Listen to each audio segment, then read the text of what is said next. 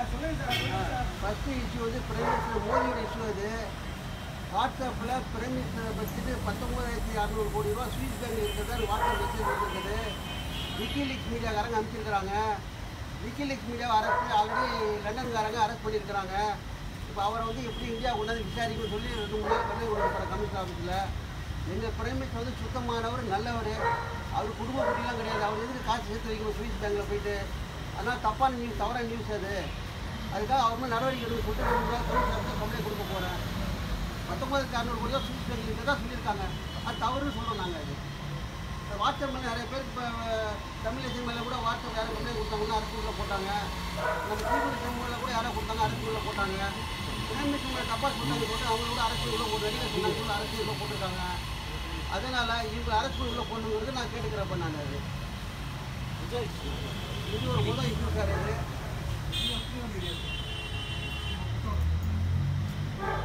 ரெண்டாவது வந்துட்டு நம்ம பெரம்பலூர் தொகுதியில் பச்சைமுக சார் நிற்கிறாரு, தொழிலதிபர். அவரை பற்றி நான் வந்துட்டு ரொம்ப பேசக்கூடாது, அவரை பற்றி பர்சனலாக பேசக்கூடாதுன்னு சொல்லி ஒரு ஆர்டர் வாங்கி வச்சுருக்கிறாங்க. அந்த ஆர்டருக்கு வெக்கேட் இன்னைக்கு போட்டிருந்தோம். அது லிஸ்ட் ஆகிருந்தது கொஞ்சம் ரீச் ஆகணும் அந்த கேஸ். அது அதனால் பர்சனல் அட்டாக்கிங் அப்படின்னா பர்சனல் பண்ண நான் சொல்ல விரும்பப்படலப்ப அது. ஆனால் தொழிலதிபரை தேர்ந்தெடுத்தீங்கன்னாக்க தொழிலதிபர் தொழிலை பார்க்க போயிடுவார். மக்கள் குறைகளை பார்க்க முடியாது. மக்கள்கிட்ட நின்று உண்ணாவிரதம் இருக்கிறது, மக்களுக்காக போராடுறது எல்லாம் முடியாது. தொழிலதிபர் தொழிலில் பார்க்க போயிடுவார். அவர் அரசியல்வாதியாவது இன்றைக்கி எது பண்ணாலும் நாளைக்கு திரும்பி மக்களை ஃபேஸ் பண்ணுன்னு சொல்லிட்டு அவருக்கு மக்களை ஃபேஸ் பண்ணி மக்களுக்கு ஏதாவது ஒன்று செய்வார். அவர் தொழிலதிபர் தேர்ந்தெடுத்தீங்கன்னா தொழிலதிபர் வரமாட்டார், பார்க்க முடியாது அவரால். இதில் எந்த மாற்றமும் கிடையாது. இல்லை தொழிலதிபர் தன்னுடைய தொழிலை வந்துட்டு அந்த தொழிலில் வர பல தவறுகளை மறைக்கிறதுக்காக டிஎம்கே முன்னிலைத்து பேக்கில் நிற்கிறார் இப்போ அவர். அதனால் தொழிலதிபருக்கு எப்படி போட்டு போய் நீங்கள் பார்த்து முடிவு பண்ணுங்கள் மக்களுக்கு நம்ம சொல்கிறது. வந்துட்டு நிறையா அவர் மேலே வழக்குகள் இருக்குது. என்னுடைய வழக்கும் வந்து அவர் இதில் காமிச்சிருக்கிறாரு. அவர் அஃபிடேவிட்டில் காமிச்சிருக்காரு. நான் செக் போஸ்ட் வழக்கு இருக்குங்கிறது அது அஃபிடேவிட்டில் காமிச்சிருக்கிறாரு. அவர் மேலே கேஸ் போட்டுருக்கிறது அஃபிடேவிட்டில் காமிச்சிருக்கிறாரு. அவர் எனக்கு அவருக்கு பிரச்சனை இருக்குன்றது அஃபிடேவிட்டில் காமிச்சிருக்கிறாரு. நிறைய பேருக்கு பணம் கொடுக்கலங்கிறது எல்லாருக்கும் தெரியும். 100 கோடி ரூபா பணம் வந்துட்டு ஜெயிலுக்கு போனிட்டு வெளில வந்ததுக்கப்புறம் தான் அந்த பணத்தை செட்டில் பண்ணாங்க. ஃபஸ்ட்டு செட்டில் பண்ணல. அவர் நிறைய இடம் புறம்போக்கில் கட்டியிருக்காங்கன்னு சொல்லிட்டு நிறைய இடத்தையும் இடிச்சிருக்காங்க அவருக்கு. அதெல்லாம் வச்சு அதெல்லாம் சக்ஸஸ் பண்ணணும், கவர்மெண்ட் நம்மளை தலையிடக்கூடாதுன்னு சொல்லி தான் இப்போ அரசியல் இறங்கியிருக்கிறாங்க. மக்கள் அதை பார்த்து ஓட்டு பண்ணணும்னு சொல்லி நம்ம சொல்லுவோம். சார் இப்போ ஒரு நாளாக நீங்கள் வாய் திறக்காத எலெக்ஷன் தேர்தல் பற்றி முடிவு யார் உங்களுக்கு தூண்டி விட்டுருக்காங்க?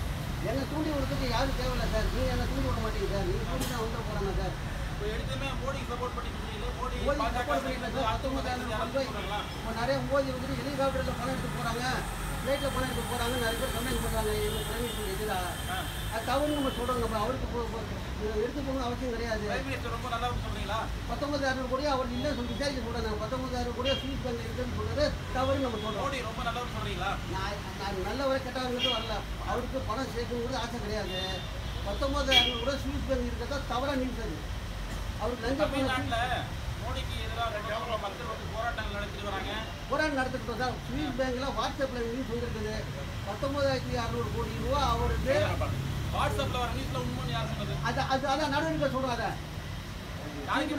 தமிழேசி மேலே நடவடிக்கை எடுத்தீங்களா இல்லையா? ஸ்வீட் மீடியத்துக்கு நடவடிக்கை எடுத்தீங்களா இல்லையா? விக்கிலீக்ஸ் மீடியாக்காரங்க அனுப்பியிருக்காங்க. ஆமாம், விக்கிலீக்ஸ் அதான் காப்பி இருக்குது. விக்கிலீக்ஸ் மீடியாவில் அனுப்பியிருந்த காப்பி இருக்குது. செல்போன் அனுப்பியிருக்காங்க. மட்டும்தான் டார்கெட்டா இல்லை பச்சை முத்து டார்கெட்டா? ஏன்னா அதிமுகவில் இருக்காங்க, திமுகவில் இருக்காங்க பிஸ்னஸ் மேனு. ஏன் பச்சை முத்து மட்டும் குறிப்பிட்டு சொல்றீங்க? எனக்கு அவர் தான் தெரியும் சார், வேற யாரும் தெரியாது சார். தைரியகுமாரன் இருக்காரு, எல்லாரும் எனக்கு அவருக்கும் பழக்கம் கிடையாது சார். எனக்கு தெரிஞ்சது அவரை பற்றி நல்லா தெரியும். அவர் என்கிட்ட கடன் வாங்கியிருக்கிறாரு, கேஸ் நடக்குது, அவர் உள்ளே போயிருக்கிறாரு. இதெல்லாம் எனக்கு தெரிஞ்சது சொல்கிறேன் நான் சார். உங்களுக்கு தைரியகுமாரை பற்றி எனக்கு தெரியாது சார். நான் சொல்ல எப்படி சொல்ல முடியும்? தெரியாதவங்க பற்றி எப்படி தான் சொல்ல முடியும்? இவரை பற்றி நல்லா தெரியும், ஏற்றுக்கே தெரியும். ஆரம்பத்தில் சைக்கிளில் வந்தது உண்மை, டியூஷன் எடுத்தது உண்மை.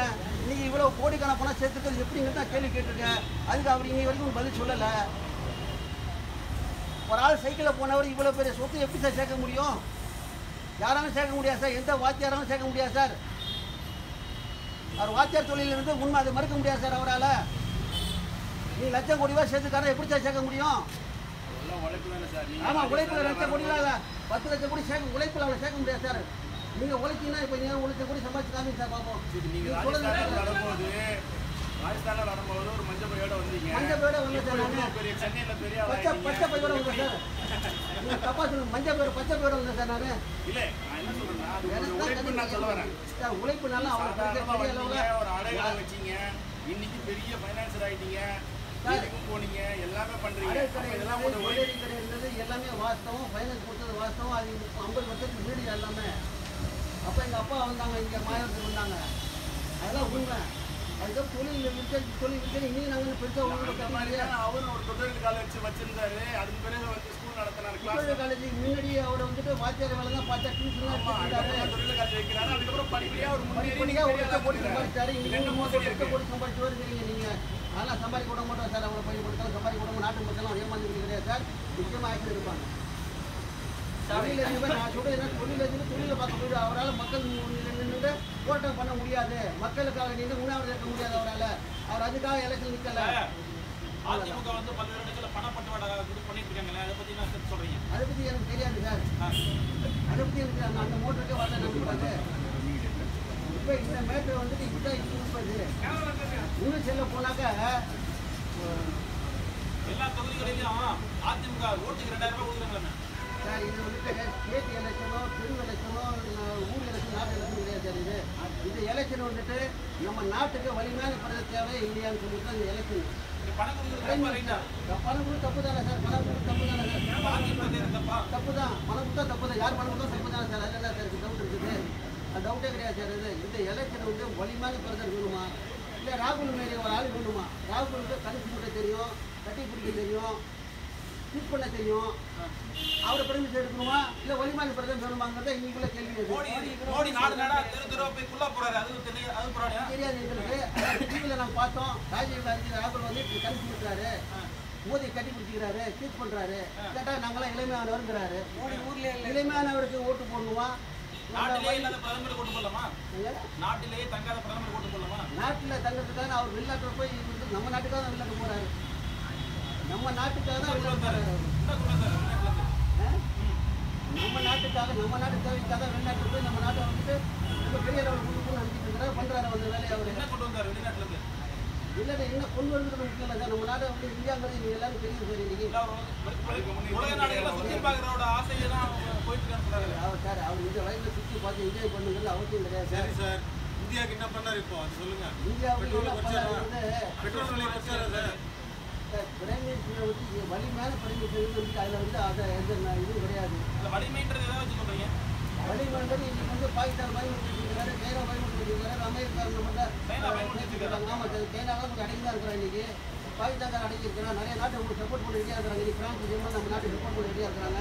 அமெரிக்கா சப்போர்ட் பண்ணியிருக்காங்க. ரஷ்யா நம்ம சப்போர்ட் பண்ண ரெடியாக இருக்காங்க. இன்னைக்கு அந்த அளவுக்கு சப்போர்ட் ரெடி பண்ணி வச்சிருக்கிறாங்க. ரஃபேல் ஊழல் பற்றி என்ன நினைக்கிறீங்க? ரஃபேல் ஊழலே கிடையாது. அது ரஃபேல் ஊழலே கிடையாது. இன்னும் நமக்கு தெரியாது சார். அது என்னன்றது அது அவங்க கவர்மெண்ட்டுக்குள்ள தான் எல்லாருக்கும் தெரியும். அது அவங்க கவர்மெண்ட் நம்ம என்ன சொல்ல முடியும் சார். அது என்னங்க சார் உங்களுக்கு என்ன அப்படின்னு சொல்லிக்கிறாங்க. உங்களுக்கு தெரியாது, எதுவும் தெரியாது. நம்ம சொல்றது வலிமையான பிரதமர் யாரு? ராகுலா மோடியா? வலிமையான பிரதமர் ராகுலா மோடியா? வலிமையான பிரதமர் ராகுலா மோடியா? அதான் பிரச்சனை. மோடி தான் வலிமையானவர் நம்மளை ஓரளவு சொல்ல முடியும். அவ்வளோதான். அது என்ன பண்ணாலும் அவர் நல்ல ஒரு அவர் ஒன்று லஞ்சம் பண்ணி நம்ம குடும்ப குட்டி கிடையாது. அவருக்கு எல்லாம் சேர்த்து வைக்கணுங்கிறது. ஆனால் 19,600 கோடி ரூபா ஸ்வீட் பேங்கில் போட்டுக்கிட்டு பொய்ன்னு நம்ம சொல்கிறோம். 19,000 ரூபா ஸ்வீட் பேங்க் இருக்கிறதா வாட்டர் போட்டு விக்கி எல்லாம் வைக்கிறதான். இதை பற்றி 2-3 நாள் நான் கம்மி பண்ணி கொடுக்க போகிறேன். இந்த மாதிரி மோடி மேலே தப்பாக வந்து கொடுத்துருக்குறாங்க. 19,000 கோடி ரூபா ஸ்வீட் பேங்க் இருக்கிறதா சொல்லியிருக்காங்க. நாட்டை பற்றி தெரியுமா தெரியாத எனக்கு தெரியாது. எனக்கு இனிமேல் வாட்ஸ்அப் வந்துட்டு வாட்ஸ்அப் அனுப்புற மாதிரி ஆக்டிவ் எடுங்க. அவ்வளோதான். சார் தமிழ்நாட்டிலே நீங்கள் ஒரு பெரிய ஃபைனான்சர் சரிங்களா? நீங்கள் மோதிக்கு இவ்வளோ சப்போர்ட் பண்ணுறீங்களா? ஒருவேளை உங்கள் சைடில் எவ்வளோ பணம் போயிருக்கு சொல்ல முடியுமா? அது எப்படி எண்ணி பார்க்க முடிஞ்சா சொல்ல முடியும்? கொடுத்துருக்கீங்க அப்போ என்ன சார் நீங்கள் எவ்வளோ போகுது எண்ணி பார்க்க எப்படி சொல்கிறது? சப்போர்ட் பண்ணீங்களா சார்? சப்போர்ட் இல்லை சார். இது ஃபேக்ட்டு. ஒரு உண்மையாக சொல்கிறேன். அவ்வளோதான். அது ஒன்று. அது இல்லை தொழில் இப்போ நான் சொல்ல அது உண்மை தான். நீங்கள் ப்ரெஸ் மீட் இருக்கும் போதெல்லாம் சினிமா துறைக்கு மட்டுமே பேசுறீங்க. இப்போ இன்னையோட எலெக்ஷன் எல்லாமே முடியுது. கரெக்டாக 4:30 மணிக்கு வச்சிருக்கீங்க. ஆமாம் சார். எந்த இவ்வளோ இவ்வளவு நாள் இருக்கிற காரணத்துக்கு இப்பயே வைக்கிறீங்க. ஒரு நாள் எனக்கு ரொம்ப உடம்பு சரியில்லாமல் இருந்தா சார், அது உண்மை சார். அது எப்படி சார் இருக்கீங்க? நல்லா இருக்கு. இப்போ கொஞ்சம் ஓரளவு குறையல சார். இப்போ கண்டு ஓரளவு கொஞ்சம் தெரியுது சார். இங்கே ஒன்றுமே தெரியாமல் இருந்தது. ஓரளவு கொஞ்சம் ஒன்று தெரியுது. கேமராலாம் தெரியுது, நீங்களாம் இருக்குது தெரியுது. ஆனால் ஃபேஸ் தான் தெரிய மாட்டேங்குது. அதனால தான் கடைசியில் வேறு வழி இல்லாமல் சரி கடைசியில் தான் நான் கொடுத்தேன் சார். அது பச்சை முட்டை மோசடி சார், பச்சை முட்டை வந்து மோசடியாளர்னு சொல்றீங்க. ஒரு 3 மாசம் வரைக்கும் மோடியுடைய ஆதரவாளராக இருந்தாரு. மோடி அவருடைய கல்லூரி நிகழ்ச்சிகள மோடி போய் கலந்துக்கிட்டாரு. அப்போ ஒரு மோசடியான நபர் கூட சேர்ந்த மோடி மோசடியான நபராக தான் இருக்க முடியும். அப்படி சொல்ல முடியாது. பிரதமர் இதெல்லாம் கலந்துருப்பாரு. அவர் போஸ்ட் இதெல்லாம் சேர் பர்சன்டாக கலந்துருப்பாரு. ஆனால் இன்னைக்கு அவர் சீட்டில் ஒன்று கொடுக்கலையே. பிஜேபியில போய் செட்டு கூட அவர் சீட்டு கொடுக்க மாட்டேன்னு சொல்லிட்டாங்களே. அதனால தான் நீ வேற எதுக்கு போனாரு, கமலாசுக்கு போனாரு, அங்கே சரியில்லாமல் தவிர இந்த பக்கம் வந்தார். அப்புறமேல அவர் அலைஞ்சிட்டு தானே இருந்தார். எங்கடா சீட் கிடைக்குமான்னு சொல்லிட்டு நல்லா காப்பாற்றி இருக்கிறதுக்கு அரசியல் தேவைப்படுது. அரசியல் பண்ணிட்டு இருக்காரு. அவ்வளோதான் தவிர மக்கள் சேவை செய்யணுங்கிறது கிடையாது. அவ்வளோ சேவை செய்ய முடியாது.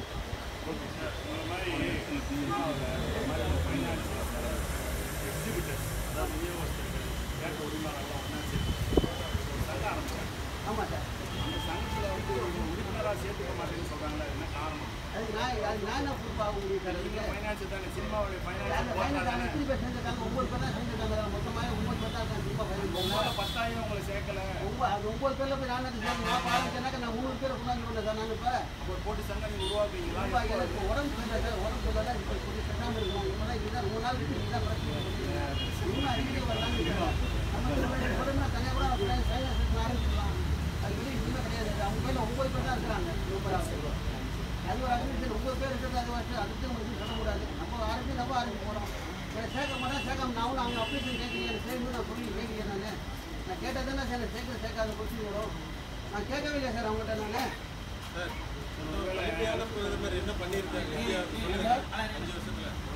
5 வருஷத்தில் ரொம்ப வலிமாயிடுச்சு சார். நமக்கு கண்ணுக்கு தெரியாது சார். அது ராணுவத்தில் எல்லாத்தையும் பழைய ராணுவ தலைவரெலாம் எப்படி புதுசாக எல்லாத்தையும் கொண்டு வந்துருக்கிறாரு. நிறைய மாற்றங்கள் கொண்டாந்துருக்காரு. ராணுவத்தில் நிறைய மாற்றங்கள் கொண்டாந்துருக்கிறாரு. பேசிக்கிட்டு அவர் பேசிக்கல பிளாக்மெயில் ஒழிக்கணும்னு சொல்லி எல்லாம் ஒரு வேலை பண்ணிட்டு இருக்கிறாரு. எல்லாமே அக்கௌண்ட் சிஸ்டம் கொண்டாந்து சொல்லி பொண்ணாக பண்ணிட்டு இருக்கிறாரு. ஒரே நாளில் மந்திர குறைச்சி மாற்றிக்க முடியாது சார். ஓரளவுக்கு ஒரு 5 வருஷம் 10 வருஷம் 15 வருஷம் கூட இந்தியாவோட முடியும். 6 வருஷம் காங்கிரஸ் ஆண்டு இருக்குது. என்ன பண்ணி கேட்க முடியுமா? 5 வருஷம் தான் காங்கிரஸ் இருக்குது. இப்போ அடுத்த 5 வருஷம் மாற்றத்தை போல எவ்வளோ பெரிய மாற்றம் கிடைக்கும் போது பார்த்து தெரியும். ஒருவேளை வந்து பிரதமராக வந்து நரேந்திர மோடி வரலன்னா நீங்கள் உங்களுடைய நிலைப்பாடு என்ன சார்? சென்னையில் இருக்கீங்களா, ராஜஸ்தான்? எங்கே போனால் இந்தியா தானே சார். இந்தியா லிங்கம் தான் என்ன சார்? இப்போ இது ஏழாண்டு தான் சார். நான் இங்கே தான் பல்ல வளர்ந்துருக்கேன். இது ஏழாண்டு தான் சார். இது எனக்கு தமிழ் ஹிந்தி தெரியவே தெரியாது சார். ராஜஸ்தான் இது வேறவும் தெரியாது சார். எனக்கு தமிழ் தான் எல்லாமே ஆளுநாள். செத்து போனவங்க இங்கே தான் போச்சு அவங்க என்ன தமிழ் அவங்க கூட இருக்க தமிழ் சார். நான் ரஜினிகாந்த் தான் சொல்கிறார், மகாராஷ்டிராவில் பிறந்து கர்நாடகாவில் வளர்ந்துட்டு இங்கே வந்து நான் தமிழ் தான் சொல்கிறார். நீங்கள் அது மாதிரி சொல்ல வரீங்களா? அப்போ எது வளருதோ எங்கே பறிஞ்சு வளர்ந்து எல்லாமே மக்களோட சப்போர்ட் இருக்கோ அதானே அவங்க நாடு. அதானே அவங்க நாடு சார். இது நான் இங்கே படித்து இங்கே பிறந்து என்னோட நண்பர்கள்லாம் தமிழக நண்பர்கள் எல்லாமே ஒரு மாறுபட்ட நண்பர்கள் கிடையாது எனக்கு. தமிழ்நாட்டு கலாச்சாரத்துக்கு எதிராக மோடிக்கு ஆதரவு தெரிவிக்கிறீங்க. எப்படி தமிழ்நாடு கலாச்சாரத்துக்கு எதிராக மோடி காலத்தில் தெரியல சார். அது எப்படி கேட்குறேன். மோடி வந்து தமிழ்நாட்டு கலாச்சாரத்துக்கு எதிராக தானே செயல்பட்டு இருக்காரு. என்ன பண்ணார் சார்? தமிழக மக்கள் நீட் தேர்வு வேணாம்னு சொல்றாங்க. நீட் தேர்வு கொண்டு வராரு. 8 வழிச்சாலை வேணாம், 8 வழிச்சாலை கொண்டு வரணும்னு சொல்லி இடம் பிடிக்கிறாரு. சார் அதெல்லாம் சொல்லி பார்த்தா சொல்லுங்க. 8 வழி சாலை போய் கொடுத்துமா பண்ணாங்க. 8 வழி சாலை கொடுத்துமா? நான் 8 வழி சாலை வேண்டாம், 1 வழி சாலை கூட வேண்டாம். மண் ரோடு போடுவாங்க. மண் வண்டி மாட்டு வண்டியில் போகணும். ஏன் நீங்க மோடி கிட்ட சொல்லல? இதே நம்ம இவ்வளோ பேருக்கு போகணும். மாட்டு வண்டி எடுத்து போகிறாங்க. பழையபடி இங்கே எதுவும் 50 வருஷம் சொல்லுவாங்கப்பா. ஏன் நீங்க மோடி கிட்ட சொல்லல? நாடு மாற இடம் மாற மாற்றி தான் இருந்தாகணும். விவசாய நிலத்தை அழிக்கலாமா? விவசாய நிலம் ஒரு ரோடு போடுறதா விவசாயம் அழிஞ்சு போச்சுன்னா நான் என்ன பண்ணுறது? ரொம்ப தவறு சார். இது விவசாய நிலம் எவ்வளோ கிடைக்குது? ஒரு ரோடு ஒரே ஒரு ரோடு ஒரு 5 அடி ரோடு போடுறதுனால விவசாய நிலம் அழிஞ்சு போச்சு எங்கள் நிலம் போச்சுன்னா தப்பு சார். அது எது தப்பு? விவசாய நிலம் ஒரு ரோடு போடுறாங்களே எக்ஸ்ட்ராவா ஒரு ரோடு போடுறதா ஒரு தவறு ஆகிடும். மக்கள் பெருக்கம் அதிகமாகிட்டே இருக்குது. மக்கள் அந்த பெருக்காக இருக்கா ஒரு ரோடு எக்ஸ்ட்ரா போடுறது தவறு கிடையாது சார். அது என்னோட வியூ சார். இந்த கோர்ட்டு வியூ அப்புறம் நீ சொன்னா எல்லா ரோடும் எடுத்துங்க. எல்லா ரோடும் எடுத்துக்க மண் ரோடு தான் மொத்தடி பார்த்த மாதிரி போட்டுங்க. எல்லாமே விவசாய நிலம் எடுத்து போட்டுங்க. அதெல்லாம் நாடு முன்னேறுமா? அதெல்லாம் அதுதான் சொல்ல அது போகணும். நம்ம சொல்லியிருக்கோம். மோதியை பற்றி சொல்லியிருக்கோம் சார். டிமானிட்டேஷன் ஸ்டேஜில் நீங்கள் போய் பேங்க்கில் லைனில் நின்று இருக்கீங்களா? நின்று இருக்கேன் சார். நான் உங்களை எங்கேயும் பார்த்த மாதிரியே தெரியல. டீனரில் தான் இருக்கேன் நானும். ஆ. ஆனால் நான் உங்களை இது வரைக்கும் பார்த்ததே இல்லையா சார்? நான் எல்லா பேரும் பேங்க்ல எந்த பேங்க்ல போய் நீங்கள் லைனில் நீங்கள் வாங்கின மாதிரியே தெரியல. இல்லை சார்.